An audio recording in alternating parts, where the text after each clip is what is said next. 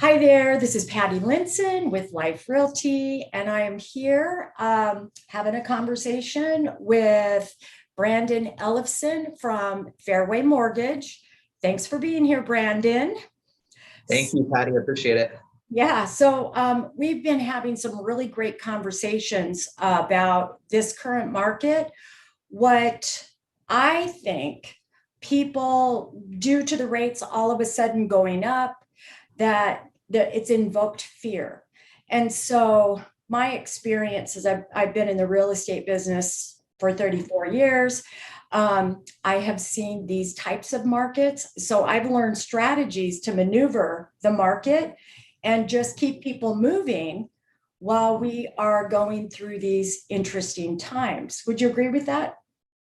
Absolutely. Yeah, there's been a lot of fear. I mean, a lot of people got spoiled and got used to rates being under three and in the threes, and it was a very quick spike this year. But I think we're still in a pretty good position and a lot of different good options to navigate this market and not get so focused on the rate, but I'd say more of the payment at the end of the day. I mean, that's one of the most important things when you're looking at a mortgage is, not necessarily what's your rate, but getting a payment that you're comfortable with and that works for you.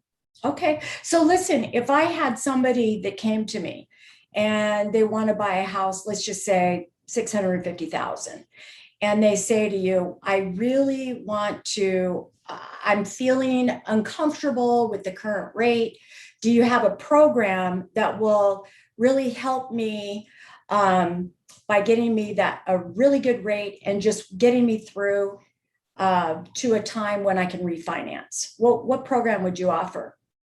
Absolutely. So there's really two different types of programs. I mean, essentially, we look at buy down. So a lot of people don't even actually know this that you can buy down your rate. A lot of times a lender might just tell you, here's your interest rate, and you might not even know you actually have the option to get your rate even lower. And there's a couple different options with that. There's a permanent buy down.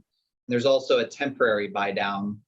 So essentially, a permanent buy down is going to give you a permanent rate for the next 30 years that's lower. You have to pay a fee up front for it, but it's going to be lower than the full 30-year note rate that you'd get otherwise without paying an additional fee for it.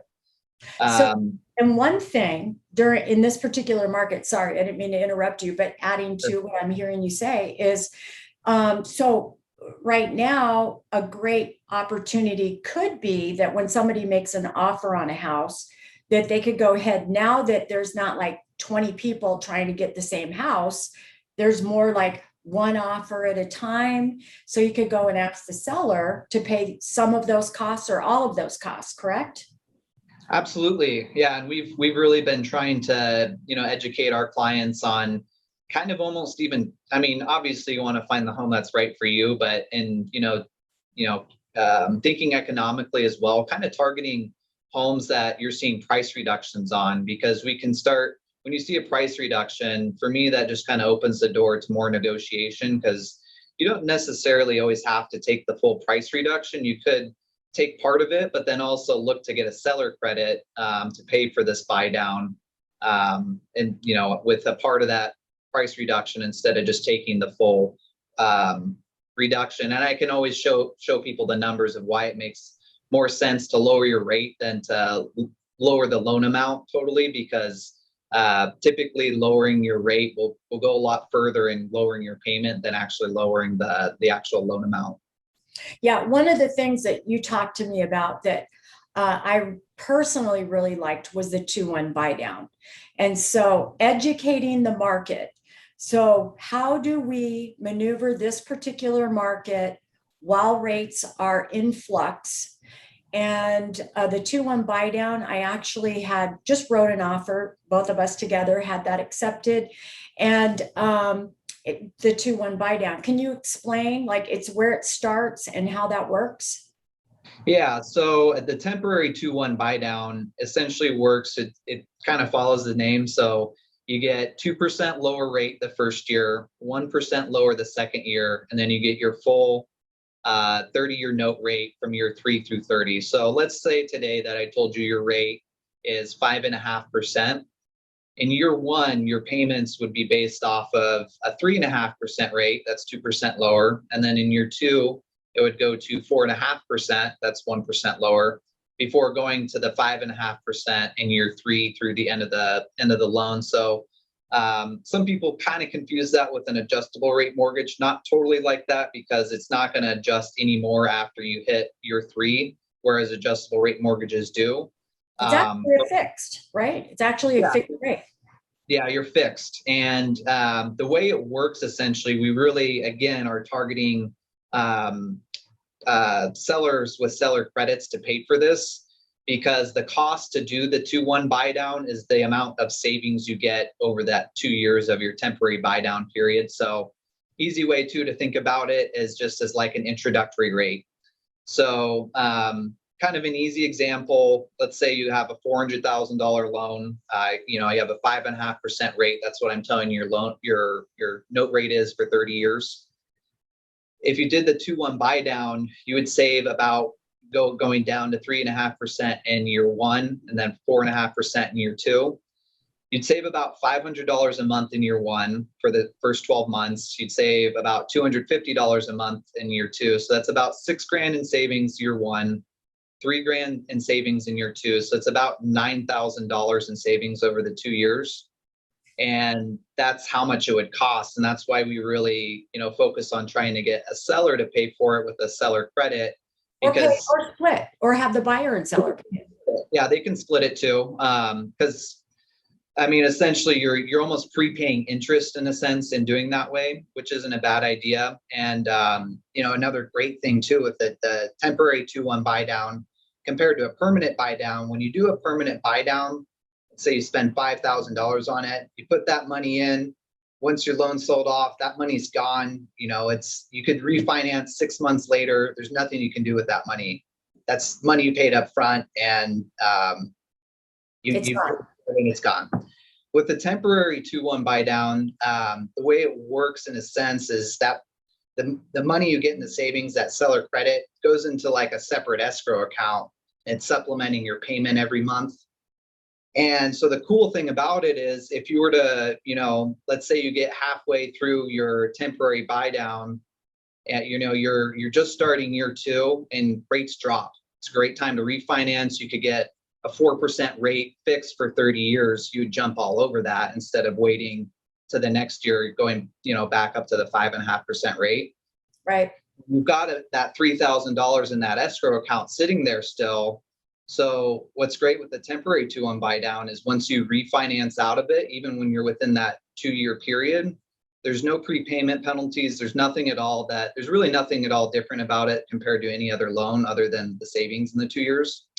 But that $3,000 that you had that was going towards year two would actually be deducted from your principal loan balance. So you're getting that money back, whereas you don't with a permanent buy down. So, okay. So is there a temporary 2-1 buy down? And then is there a permanent 2-1 buy down? Is there a difference, or it's just temporary 2-1 buy down? It's just temporary. Okay. A permanent buy down would give you a permanent rate for, if let's say I tell you your rate is 5.5%, I can give you a permanent buy down option to 5.25%. It's 5.25% for the next 30 years. Although you can package the two together, so you could go down to 5.25% and then package that 2-1 buy down on top of it, go down to 3.25%, 4.25% before it goes back to the 5.25%. Which to me sounds awesome, because here's the benefit. I think right now is a great time to use this, because if you think about it, 3 months ago, people are paying $50,000 over list. Mm-hmm. Now you go in, just like we literally wrote an at-list offer. The seller paid half of the 2-1 buy down. And then the benefit is you get to buy this property. Actually, you're getting it so much less right now, because just 3 months ago, oh my gosh, how much more? Like my average property really was 20 to 50,000 over list, every property. So right now we're getting them so much less. And I just think it's a great opportunity. Think about it too. Just in 2019, interest rates were 5%. They were Mhm. at 5% in 2019. I refied my house and I got a 4.5%. So we're right back in that area. And I think you said it when you started off was people are spoiled. And Yeah, so, and the reason this is happening is because the feds were buying mortgage-backed securities. And so they're helping us through the pandemic, keeping the economy going. Everybody's going wild with these low rates. And then hmm, the Fed said, hey, okay, we're done. And they started it late, which is why right now they have to be so aggressive because now prices have gone sky high. Had they started it last summer, we probably would have had a slower rise in interest rates. Would you, right? absolutely. Yeah, we saw half a point to almost a full point in interest rate changes within a week. When it was really volatile, which is unheard of. But it was because they were so behind the eight ball, they had to try to catch up really quick. Yep. And that's another reason too why I think, um, you know, kind of what you were touching on with um, with the economy. I mean, the things have gotten so much more expensive recently. We see inflation so high right now. Goods, groceries are more expensive, gas is more expensive. People are paying more for everything right now. So using this 2-1 buy down to give you some relief in the first 2 years could be huge where,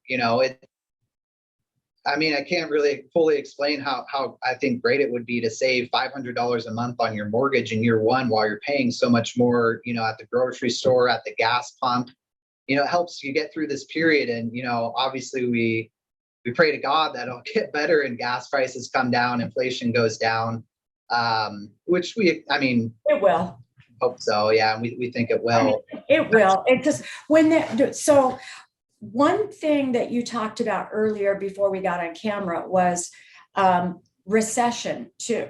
So when Mhm. recession hits, typically rates come down then, right? So if they at the end of the year or spring sometime they determine that we are now in a recession era, this is when the rates will start coming back down. Is that correct? Absolutely. And I actually also have a chart too. I could even send to you. Maybe you can include it here somehow. But I've got a chart that shows historical rates from, I think, 1960. And then it's got every period of recession.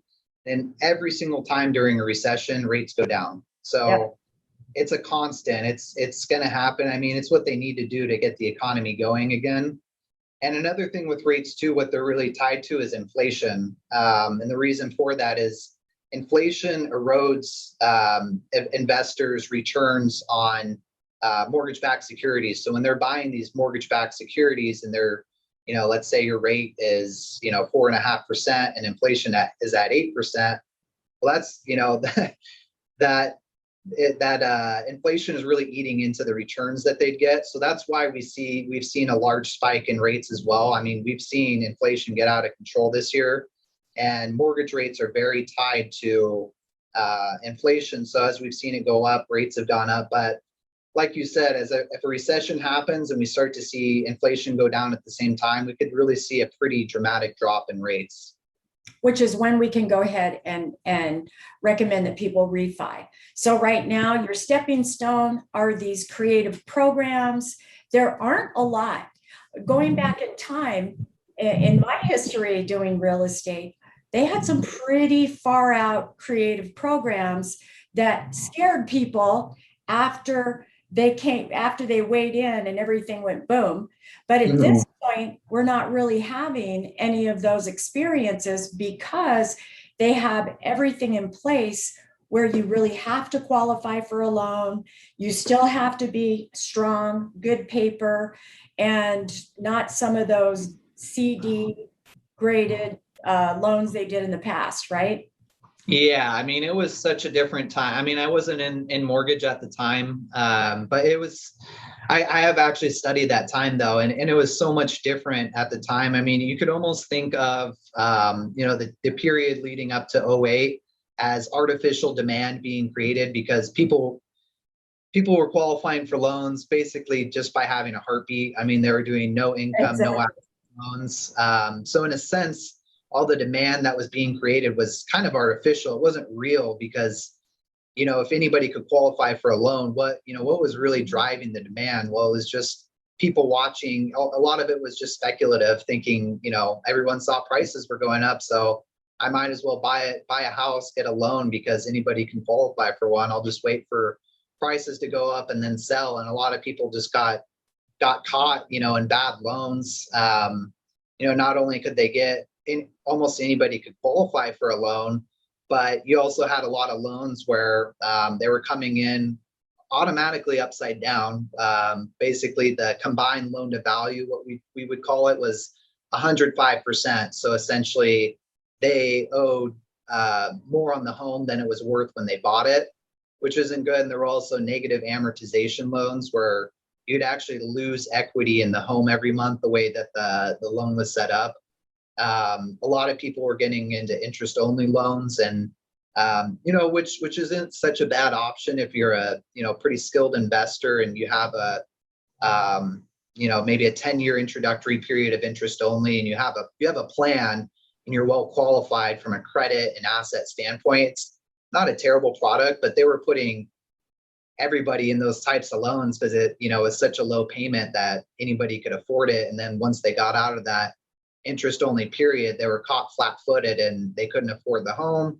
And then they had to foreclose on it because they had lost equity on it. Whereas now, if you get an interest only loan up front, you actually have to also qualify for the payments after the introductory interest only period, whereas before you didn't. So it's a totally different market. I mean, it's almost too hard for some people in a sense to qualify. I mean, as far as like when we're sourcing assets, when we're documenting income, I mean, all of our I's have to be dotted, T's crossed now compared to, back in 05, 06. Yeah. Before it was, how much do you make? 300,000 when you really make 30,000? Okay, good. Sign here. Yeah, exactly. Yeah, no documentation. That's all right. We don't need that. We're all good. Yeah. Now we're checking tax returns, we're checking W-2s, we're even reaching out to your employer to verify all the income, matches what's on your W-2. I mean, the government, Fannie Mae, Freddie Mac, all the banks, nobody wants to be caught in that position again. So tell me, I've been trying to get a HELOC, and oh my gosh, it's equity in my house. And they are putting me through the rigors. I'm like, are you serious? Really? It is so tight to just get a loan off what my house has in equity. It's crazy, but I get it. I do get it. So one thing too that I wanted to refer to is, so I know I've heard people say, but you know what? Prices are going to go down. People are going to be losing their houses. This is going to be happening. And I'm sitting there and I've talked to many, many smart people. I won't consider myself to say I'm a smart people. I ask all these people before I make a determination. And I said my incorrect English, by the way, was on purpose, right? So people. But what I was thinking about though is, so many people purchased a home, they have equity, they have lower rates over at least since 2011.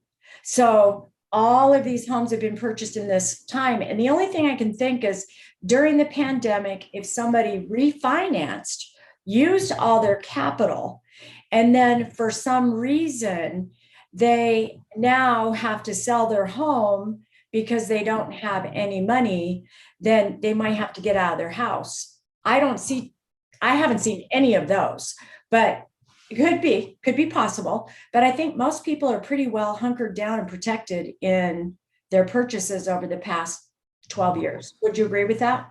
Absolutely. I mean, I saw some statistics recently. Something, I think it was about 38% of homeowners own their home free and clear. So that's almost 40% of the market.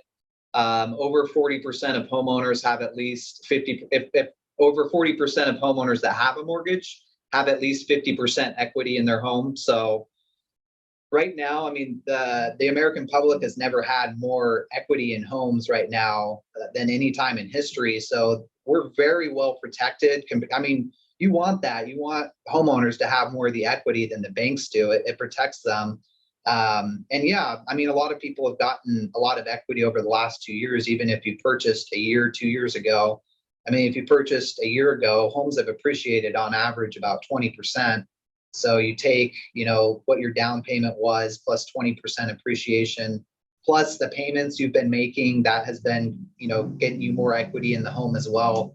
I think a lot of people have a lot of equity in their homes. And not only that, but people can really afford their mortgages now. Everyone was getting 30-year fixed mortgages during the pandemic. Nobody was getting ARMs. That was another big issue during '08, leading up to '08, was getting into adjustable rate mortgages where they couldn't afford the payment after it adjusted. Well, if you're in a 30-year fixed payment and you got a 3%, 2.75%, whatever the rate was, you can most likely very well qualify and continue paying your mortgage, even if your home did come down a little bit in value. What would you want to sell it and then go rent? You most likely going to be paying more in rent than your 30-year fixed mortgages right now. Amen, right? I'm telling Yeah. you. Yeah, rents are up. So finally, what I was going to talk about is I know in about March, April, May, so we had 2,200 single family residences on the market, which is why everybody's running really quick. And that's why prices were crazy going up. And so now we have 5,500 single family residences on the market. So still not a lot of homes, because in an average market, we have about 8 to 10,000, sometimes 12,000 homes. So that's when it becomes more of a buyer's market.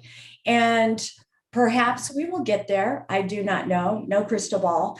But back to, with everything in our conversation that we've talked about, it leads me back to the same place where people in fear, it's false evidence appearing real. This is not real. This is just fear. You're listening to the media. In the pandemic, when they were talking about, when it first started out, everything's going down, real estate is crashing, da da da. And it's like, well, yeah, because we shut everything down for 2 months, but it's not going to stay that way. And so I just said, I'm quitting. I'm not listening to the media. I'm just going to listen to people in the know and really just go from that place, because the news and all of that just scares me when I start listening to them. So, but I want to give people the confidence that you, being somebody in the lending industry, your field very, very well. They can come to you. You're going to be able to help them decide which program works best for them, how to get there. And then they come to me, and then I help them find the property. I am super skilled at finding property very, very quickly. I don't know if I told you this, but I do Airbnbs as well. So I'm very involved in Airbnb, which is people just buy houses. It's just a regular purchase on a single family residence. We don't do any wonky things. And then we help them get legally set up so they can do whatever they need to do when it comes to operating their Airbnb. So, and some people live in their Airbnb and then they'll leave and let somebody stay in the Airbnb, and that's their primary. So there's all kinds of different ways that we cut this up depending on the need. But I really want people to know that between the two of us, that we can offer them whatever they need to make a decision to get them through this time period in a positive and, I say, healthy way, so they don't feel like something really just came and hit them right upside the head. And just keep on going. Well, I really believe that the economy always works itself out. So what do you think about that? Yeah, no, I mean, I totally agree with you. I mean, you have to, I mean, the media really, the way they get, viewers and keep you hooked is stoking the fear. So it makes sense that they try to do that. And there was an article recently that came out from Redfin, and I saw some of the media kind of just picking on one aspect of that report, which was that Redfin basically did a report, for a housing report, which, they have access to the entire US, all the housing data. And basically it followed it from June 5th of this year to July 3rd. So it's a period when rates have really shot up, and we're kind of seeing, hey, what's going on in the housing market with rates going into the fives, going into the sixes during this time. And the media really picked out just one point of it, which was that home listing prices dropped. I mean, they kind of portrayed, some of them portrayed it as prices dropping when really it was the listing price dropping, which we are seeing, price reductions now. A lot of that is mainly just, sellers having this mindset of thinking, hey, we're still on this 18 to 20% a year appreciation trajectory. Right. Yep. That lasts forever. So some people had this pie in the sky number and, had to come back down to reality. But there were some other really interesting aspects of the article that weren't really getting reported on. One was that 52% of homes during that period still sold over list compared to 53% from last year. Not a big drop off. The average day for homes that were sold, the median days on the market was 18 days to sell, to basically go under contract, which is the exact same as last year. And another was that 48% of homes had an accepted offer within 2 weeks compared to 49% last year. So there's a lot of positives still going on in the housing market. Granted, when I said homes are still selling for over list, a good caveat to that is that it's not well over list like it used to be, like you were saying, offering 25, 50,000 over list. It's not like that anymore, but homes aren't, we're not seeing, being able to offer way under and still get offers accepted. There's a lot of homes still selling for over list. Yep. And a lot of that is, dependent on what market you're in, obviously. Yes. But I just point that out because there's a lot of other aspects, to look at besides just focusing on, hey, listing prices are dropping. And I did see last week, I saw in Clark County, there were, I think, 1,600 price reductions, which we can't factor out how many were just, $100, $200. I know some agents will do that just to try to refresh, where the house is and in the feed to try to repopulate it, or we can't factor those out, but still that we're seeing price reductions. And again, we're trying to, that does give you some room to negotiate. Mm-hmm. And I think, the Airbnb market's great. Great thing about Las Vegas too, with doing those, if you get an Airbnb and you're out of state, you can actually buy it as a second home compared to an investment property and have it be an Airbnb. Basically a second home, they just tell you it needs to be occupied some portion of the year. So if you came and stayed for a couple weeks and then the rest of the year you were doing short-term rentals, you can have a second home and do it that way, come in with a little bit less money down. Now rates have changed. The FHFA, which is the Federal Housing Finance Agency, they did change kind of the guidelines on second homes, where they almost treat them pretty similarly as investment homes as far as rates go, just because I think a lot of people were buying second homes with the pure intention just to be an investment property.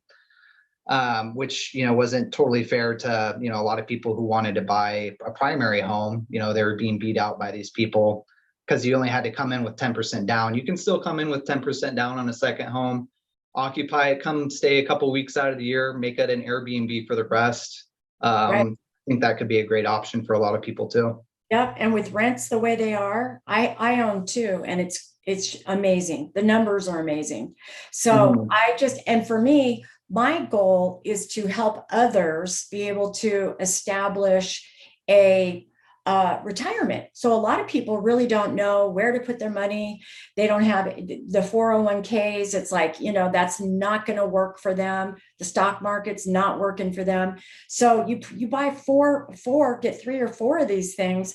And if you buy them right and you're getting 10 to 15,000 a month each, you've got yourself a nice little retirement there.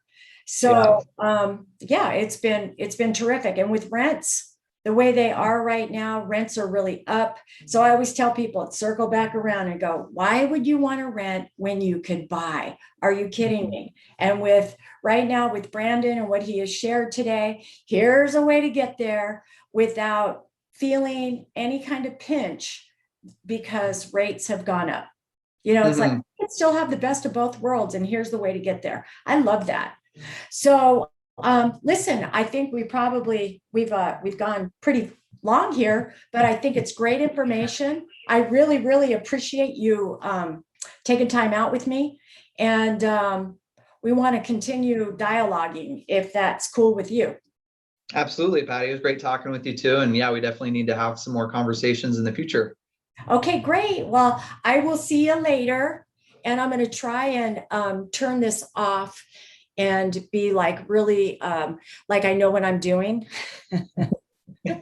I'll see you later though. Okay. All righty. Talk to you later. Okay. Bye-bye. All right. Bye-bye.